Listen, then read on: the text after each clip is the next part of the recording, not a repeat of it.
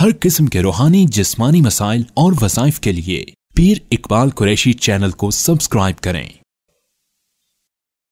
नहमदुहु व नुसल्ली व नुसल्लिमु अला रसूलिहिल करीम, अम्मा बाद, फ़ाऊज़ु बिल्लाहि मिनश शैतानिर रजीम, बिस्मिल्लाहिर रहमानिर रहीम।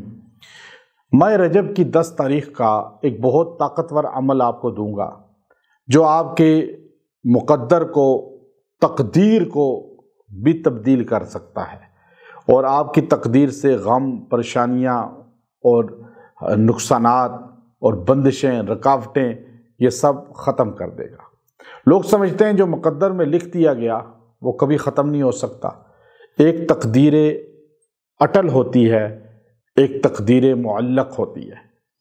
जो तकदीर अटल है वो फ़ैसले तो हो चुके हैं, लेकिन एक तकदीर मुअल्लक़ है, वो दुआ और सदका से बुरी मौत भी तब्दील हो जाती है। तकदीर, आपकी डेथ लिखी हुई है कि हादसे में होगी, आपकी डेथ लिखी हुई है कि एक्सीडेंट में होगी, तैयारा क्रैश होने में होगी, लेकिन आपने सदकात बहुत किए, लोगों पे सदका किया, खर्च किया, गरीबों पर, मोहताजों पर, आपने बहुत दुआएं की, बहुत दुआएं की। अल्लाह इन दोनों के ज़रिए बुरी तकदीर, हादसाती मौत को भी टाल देते हैं। तो आप मुझे बताएं, ये अल्फाज हदीस के हैं, नबी सल्लल्लाहु अलैहि वसल्लम की सही हदीस में ये अल्फाज आए हैं। तो जब बुरी मौत टाल सकती है तो फिर दुआ और सदका बंदिशें क्यों नहीं ख़त्म कर सकती? ज़िंदगी की रुकावटें क्यों नहीं ख़त्म कर सकती?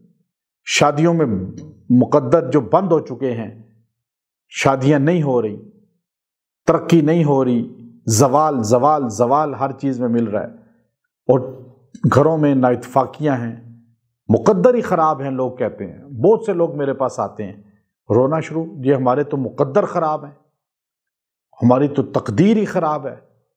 तो याद रखें, तकदीर आप खुद बनाते हैं।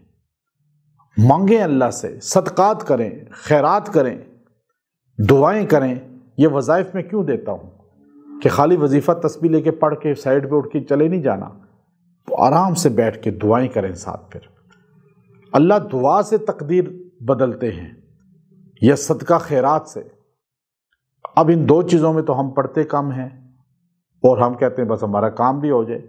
तो आप ये दो काम पकड़ लें, एक जितनी हैसियत है सदकात करें, सदका दें, किसी को खाना खिला दें, किसी को ड्रेस ले दें, कपड़ा ले दें, किसी को जूते ले दें, किसी घर में राशन पहुंचा दें, किसी भूखे को खाना खिला दें, पानी पिला दें किसी को।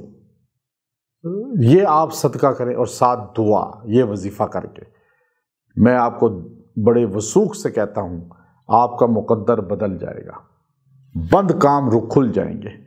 जो डाउन है तकदीर आपको नज़र आ रही, अल्लाह उसे उरूज तक ले जाएगा। आप ये अमल करें। फिर ये आयत करीमा, कुरान पाक की ये आयत करीमा आपने मजबूती से अपना वजीफ़ा बना लेनी है। अल्लाह ताला इसकी बरकत से आपको हर परेशानी से निकालेगा और तकदीर आपकी बेहतरीन करे। वो आयत है वरफ़अना लका ज़िक्रक, जो हजूर की शान है कुरान में, मैंने आपका जिक्र बुलंद कर दिया। अब आप नबी के बन जाएं गुलाम, जिक्र आपका बुलंद हो जाएगा, तकदीर आपकी बेहतरीन हो जाएगी। वरफ़अना लका ज़िक्रक, इसको 313 मरतबा पढ़ें और दुआ करें। अल्लाह के हुजूर दुआ खुशू से करें, मांगे अल्लाह से, इंशाअल्लाह अज़ीज़ आपको इसका फैज़ नज़र आएगा, बरकतें नज़र आएंगी और आपको तकदीर बेहतरीन होती हुई नज़र आएगी।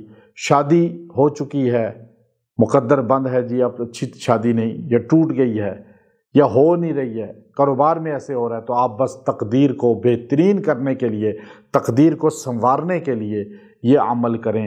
व आखिर दावाना अनिल हम्दुलिल्लाहि रब्बिल आलमीन।